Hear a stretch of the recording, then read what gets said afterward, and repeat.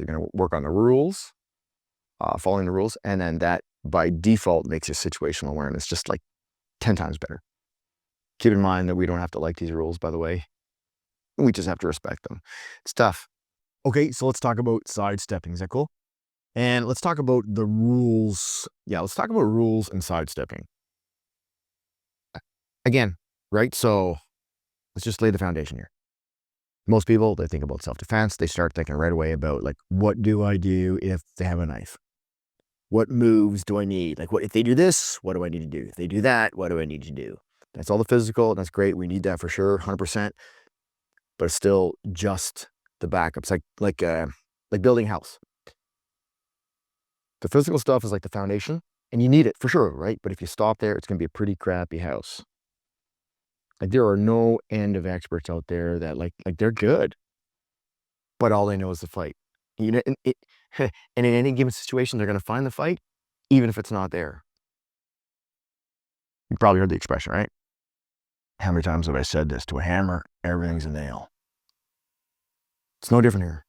So definitely we need to build like a complete house, you know, sure, foundation to protect us, but also, you know, walls, wiring, plumbing. We need to make it warm and cozy, right? We also need to make it a positive house, a place where we enjoy living. Does that make sense? Like it is far too easy for our world to get too dark and too small and too limited because of all the bad things out there. Like, ain't nobody got time for that. We got to like, you know, this is like our dream home. You know what I'm saying? So when we talk about sidestepping, that is the moments leading up to the attack. So, you know, the attack hasn't happened yet. And right now our job is make sure it never happens.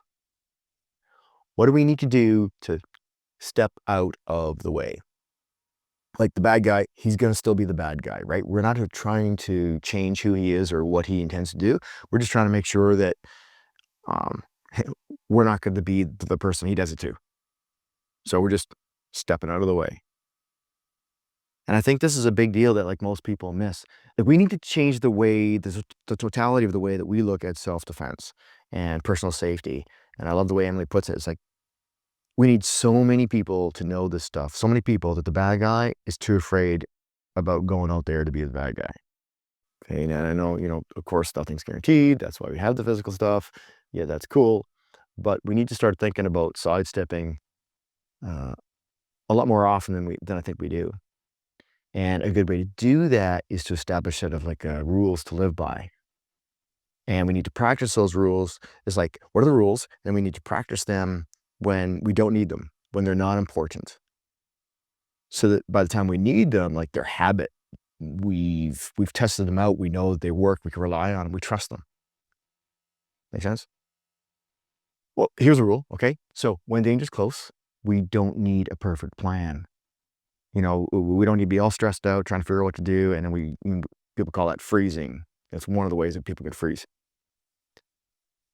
Let's alleviate some of the stress right now. We don't need the best plan. We just need any plan, any possible plan that's going to take us one step closer to being safe.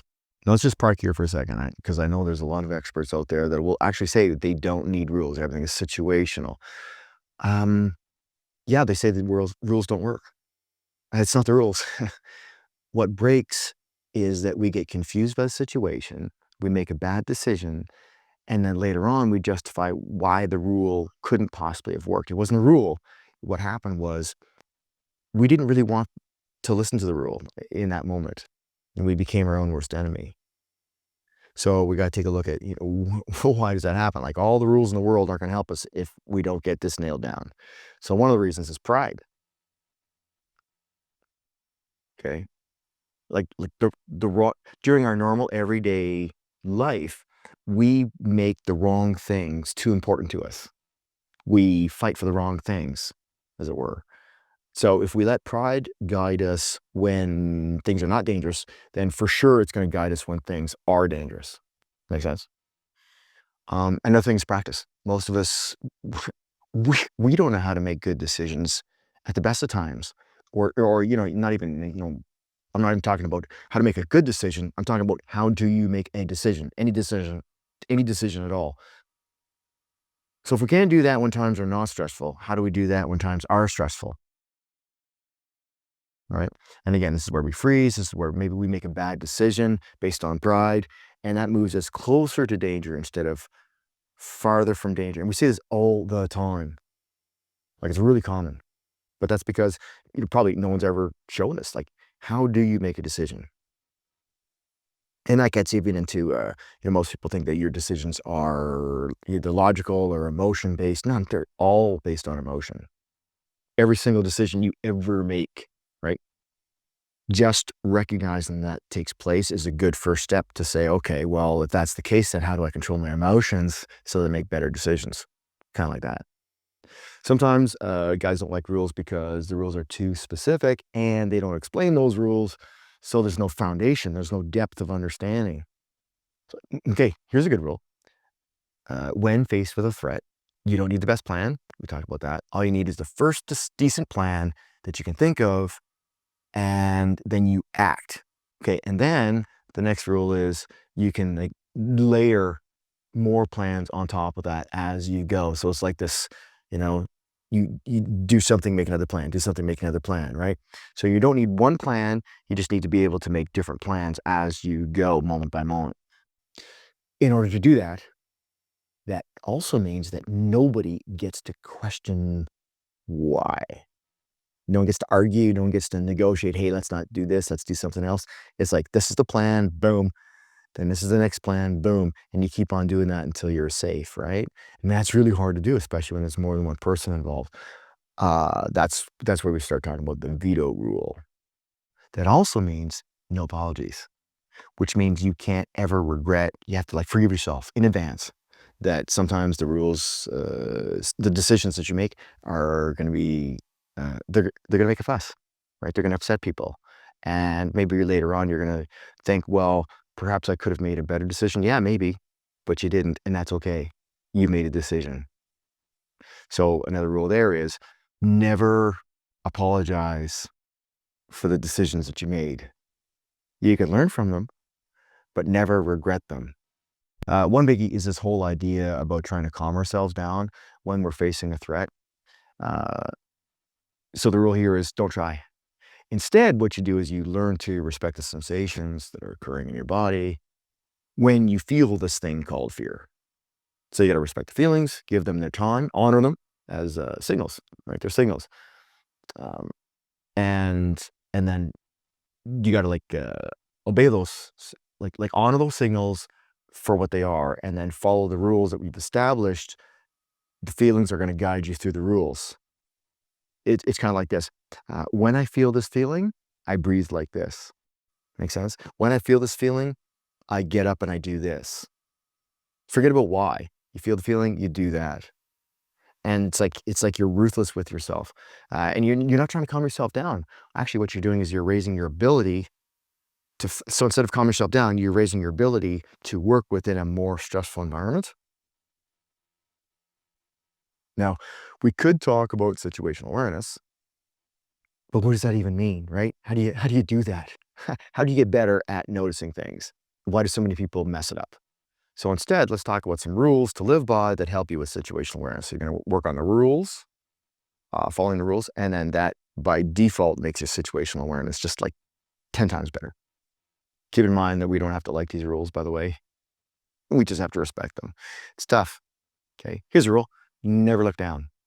Don't care if it's with your eyes or with your head, like, glancing down or whatever. Don't care if it's you looking at your phone or the ground or your feet as you're walking by. Even if you're one of these people that like you think a lot when you're walking and you kind of like your head just sort of drops. Heads up. It could also be a lot of times we'll glance down when we make accidental eye contact with someone. It's like we're a little shy or embarrassed and we just glance down a bit. That counts too. What you want to do is scan sideways. Here's another one. Always walk with a purpose. I don't necessarily mean walk tall. I mean with a purpose, or walk in a purposeful way. Here's what I mean.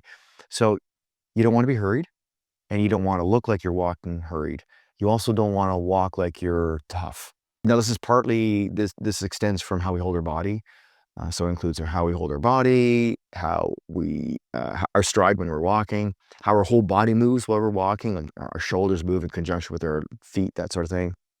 It also means how do we move through a crowd? Like, are we always getting out of somebody else's way? Are we always apologizing? Or are we like barreling straight through and everybody's going to move out of our way? Or are we sort of mixing in, moving smoothly, relaxed through the crowd? So let's break this down just a little bit. I just want to like hover around here, okay? A shorter than average stride makes you look weak. Imagine, let's say an old man, shuffling down the road, right? The stride matches the rest of the picture. You think older, weaker, not able to defend themselves. That's a better victim, right? Or you can imagine, let's say a lion hunting zebras, watching a herd. They're looking for the weak, but on a primal level, what's easiest for them, what mostly shows up is what one zebra stands out from the rest of the herd. Well, that shorter stride makes you stand out. Why you stand out, it kind of always means the same thing. So you want to blend in. Okay, well, let's take a look at that. Even a stride that's too long or too rushed, or how about that person they look like the tough guy, yeah, like they're just walking through the crowd. Even that sends the wrong signal. So the person is trying to walk like they're tough, like don't mess with me. Uh, but think of it like this: if you really were too tough to be messed with, you wouldn't be so tense because you wouldn't be worried about being attacked. So it wouldn't be looking so tough. You'd just be casually walking along. Make sense? So looking tough or angry is actually a primal signal that makes you into a good target. And the bad guy doesn't even have to be able to articulate this. This is something they're sensing. So you want to be relaxed, good posture, you want to blend in. Here's another thing. Think about the distance between your earlobe and your shoulder. Like I'm always talking about, good posture and standing up straight and shoulders back and all that jazz. But another way to think about it, which might even be easier, is think about the distance between your earlobe and your shoulder, and you just want to make that distance as uh, large as possible, right? And then you just can't help but to stand up a little bit taller and relax those shoulders a little bit more. Your rounded back, rounded shoulders. How many people have bad posture? That implies weakness in a very basic sense. Okay, let's talk about going to the gym. You go to the gym, you get a stronger back, you stand up taller. So yeah, in a way, just going to the gym, even if you know nothing else, being stronger uh, is going to make you look like less of a target. Makes sense? I mean, that's not the total story, right? Um, I mean, you can go to the gym, but any activity that you do that has you working on your posture is a super good thing. One of the interesting things about this is it's really hard to say to look in the mirror and check your own posture. Use a video, record yourself, and then analyze it later. Compare it to, I mean, you can work on it just on your own, but if you compare it to someone who you think, looks strong and powerful or fit or whatever, maybe your hero or a mentor or somebody that, is in the public image that has a lot of video, you can watch how do they walk? How do they stand? How do they sit? Right. And then, so when I say walk with a purpose, stand with a purpose, this is what I'm talking about. I'm saying like craft how you want to look to the world. It takes effort, right? Uh, but what this is going to do is you're going to send out different vibes, and people are just not going to see you as a potential target. You just don't look like easy pickings. So that lion looking for that zebra, like they pick the wrong animal and they get hurt. Like they don't just want to eat today. They don't want to hunt and eat. They want to hunt and eat and also not get hurt doing so, because if they get hurt, tomorrow's not going to be so good. They're not going to be able to hunt next week.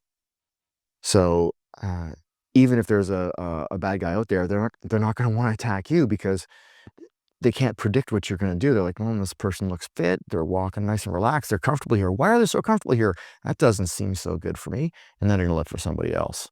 So the whole idea about rules is you're not thinking, what should I do?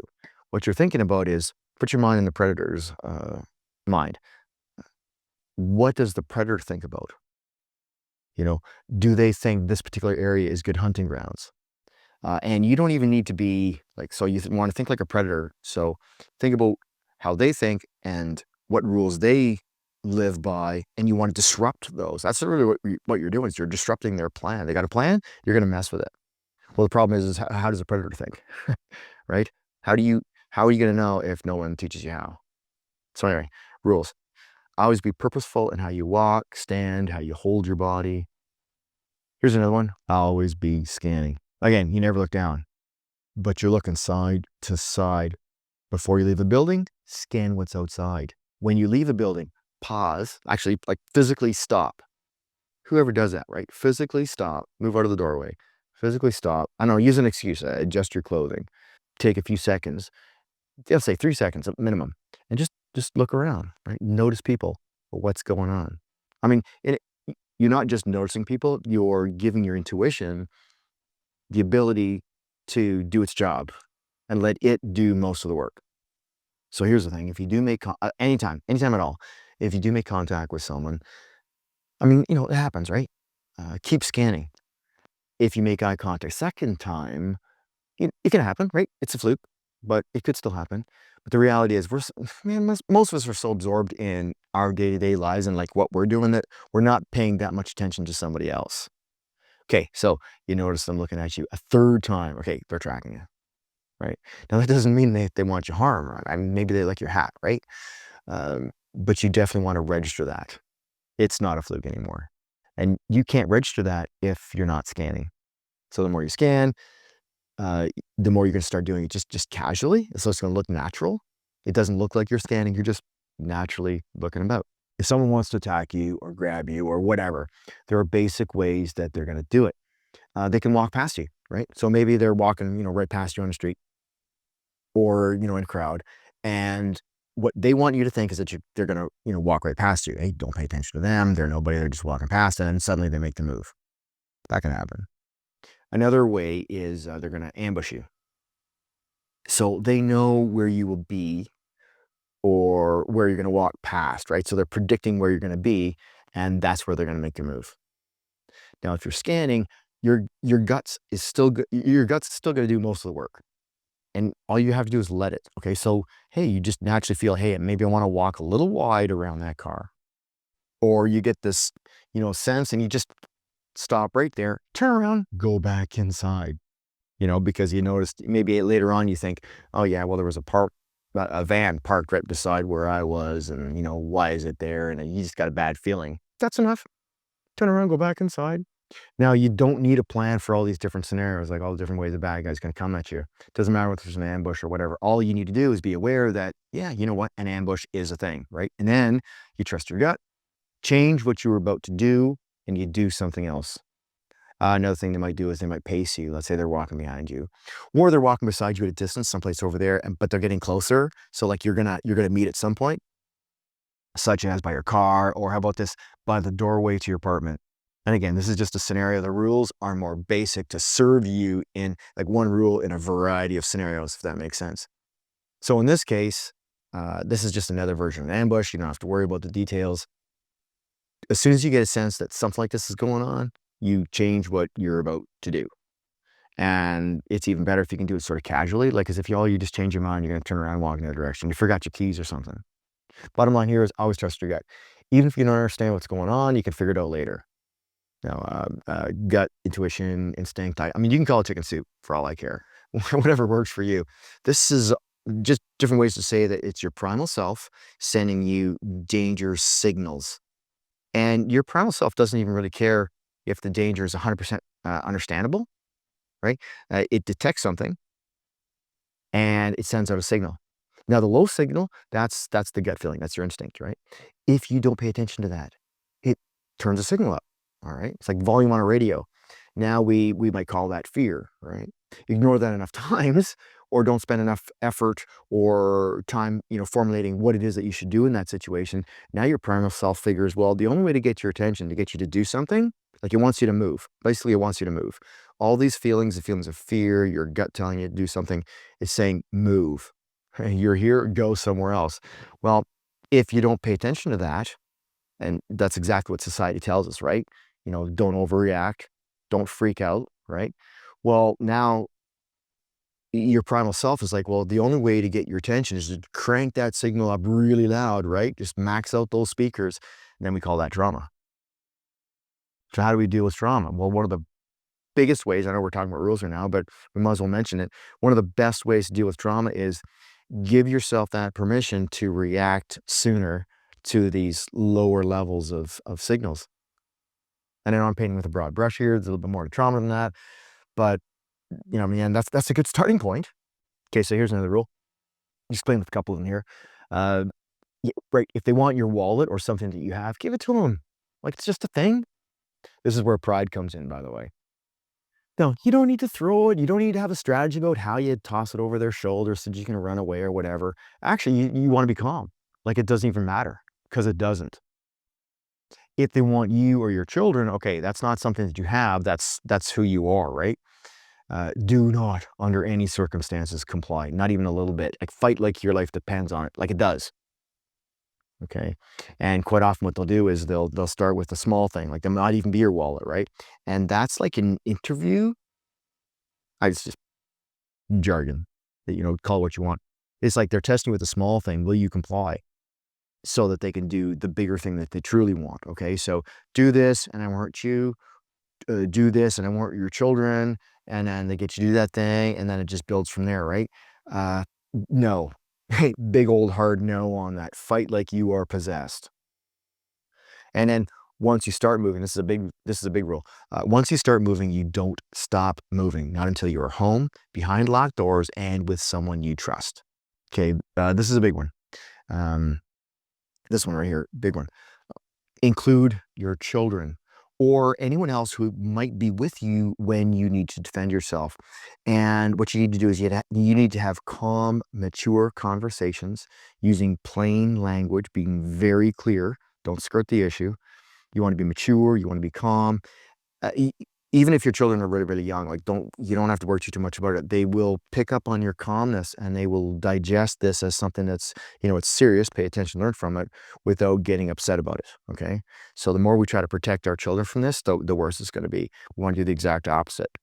And one good way to talk to your children is to establish a 3-rule system. Actually, let's use this. Let's use a green light, yellow light, red light. So green light, everything's normal. Cool. Yellow light, something is wrong. Now, they might be tired. That doesn't matter. They might be hungry. That doesn't matter. They might be angry and in the middle of a tirade. Hey, they're yelling at you, whatever. Does not matter. Their rule is this. If you suddenly and unexpectedly say yellow light, they stop what they're doing and they pay attention. You will not be giving them an explanation. You might never be able to give them an explanation, and you're not going to apologize for this. You say yellow light, that's it. Everything changes. They don't get to ask for an explanation. What they do is right away they kick into like this. It's like this new level. It's like everything changes. Now they are going to do what you say without hesitation, period. And then so they're like, they're on high alert. And then red light, this is action time. So again, you might say red light, suddenly and unexpectedly, without any warning, or you might have already said yellow light, and now you're saying the next level, right? So it said yellow light, and then they're paying attention, and you go, okay, red light. This is the signal that it's time to move. Now, maybe you said yellow light, and during that time you reminded them what they might have to do or whatnot, or you just say red light, there's no warning, and then they default to like the standard ways that you've talked about behaving. But this is key, right? Everybody has their standard instructions. Uh, how are they going to get mobile? What are they going to do? So one way to think about it is there will never be a red light situation that does not require physically moving from one place to another. That's like red light, imminent danger. We must move. Now, if you remember from years ago, right? I didn't say, red light, green light, that sort of thing. I would have used the rule 1, rule 2, and rule 3, right? And so if you know these, then you know that they're a little bit different, but this is a gentler age. And so maybe, green light, yellow light, red light is a little easier to digest and to come to terms with. If you ever heard the story about Machete Man, okay, if you know that story, that was rule 2. And Vita rule, yeah, you can think of that as a yellow light situation where you're basically saying, something's wrong. I don't really understand it. Doesn't matter. The way you pull a Vita rule is you might just say, it's time to go. So that's another key phrase, but that's like, okay, nobody's asking questions, nobody's hesitating. You get up and you walk out, right?